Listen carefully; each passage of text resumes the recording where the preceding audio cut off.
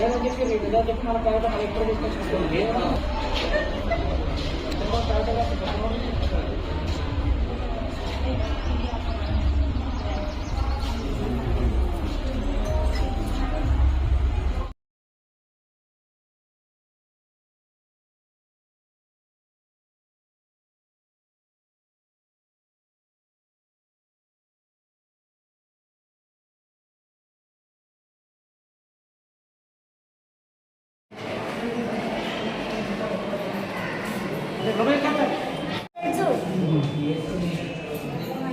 కొంచెమైనా పట్టించుకున్నప్పుడు దిగుతారా డ్యూటీలో తీసుకొని పోతే అయిపోయింది నడుచుకొని మేము ఇంటికి పోవాలా స్కానింగ్ బయట ఇయ్యరు 10 తర్వాత వస్తారు పోయి బయట పోయి తీసుకురండి అంటే మేడం పూర్ణం ఉన్నందుకు మేడం దగ్గర పోయి తీసుకొని వచ్చినాం.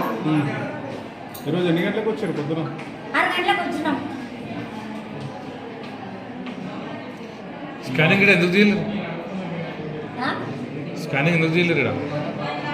రాలేరు, ఎవరు తీసేటోళ్ళు రాలేరంటే అక్కడ పంపించారు. ఎన్ని గంటలకు వస్తారు? 6 గంటలకు వచ్చినాము.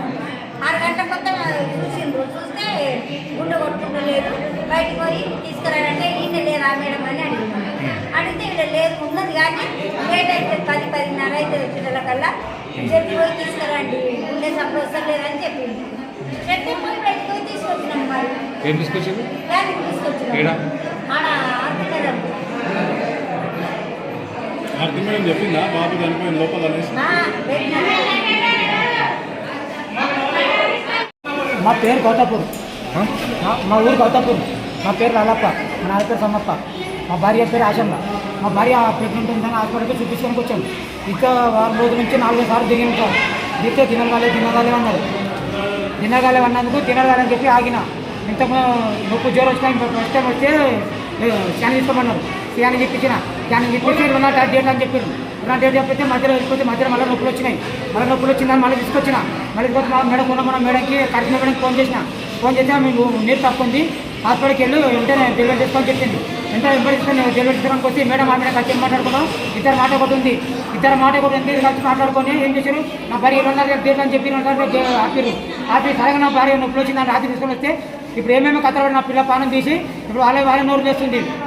స్కానింగ్ ఇప్పించిన మళ్ళీ ఇప్పుడు తీసుకురామని కూడా ఇప్పుడు తీసుకొచ్చిన. స్కానింగ్ ఎక్కడ తీసుకొచ్చారు? ఆర్తి హాస్పిటల్, ఆర్తిక్ సింధు హాస్పిటల్. గవర్నమెంట్ హాస్పిటల్ లేదా? లేదని చెప్పి మేడం అదే చెప్పి రక్తం పడతాను వచ్చినప్పుడు రక్తం పడతాను సార్, రక్తం తగ్గ చేసిన మరి 14.4 ఉండేది, ఇప్పుడు 11.6 వచ్చింది. ఇప్పుడు ఇక్కడికి వచ్చిన భార్య శిశువు చనిపోయింది. దానికి ఏంటో పరిష్కారం చేయాలని కోరుకుంటున్నాను నేను. నాకు పరిష్కారం కావాలి ఖచ్చితంగా. లేకపోతే హాస్పిటల్ ఉండాలి, ఎవరు ఉండొద్దు. కొత్తవారు రావాలి, పాదాలు వాళ్ళు కొత్తవారు రావాలి. ఈ పేదలని ఏదో కాడి చేద్దామని వీళ్ళ ఉద్దేశం ఉంది. 100 మందిలో 100 మంది డెలివరీ చేస్తున్నామంటారు. 100 మందిలో ఒకరు కడి చేస్తారు, 99 మంది ఇంటికి పంపిస్తారు. 99 ఇంటికి పంపించి ఒకరు చంపి మేము అందరం బాగు చేస్తున్నాం అందరం బాగు చేస్తాం అని చెప్పి పెద్ద పోజులు కొడుతున్నారు వాళ్ళు. మేమేమో మాట్లాడతాం, మాకు చెప్తూ మాట్లాడుతున్నాం, గట్టిగా మాట్లాడుతాం. ఏం లేదు చెప్పండి, మేము కేసు పెడతాం పనిచేయాలి. మా పాపకి ఏదో పరిష్కారం కావాలని కోరుకుంటాను నేను. దయచేసి మీరు న్యాయం చేయాలి మాకు.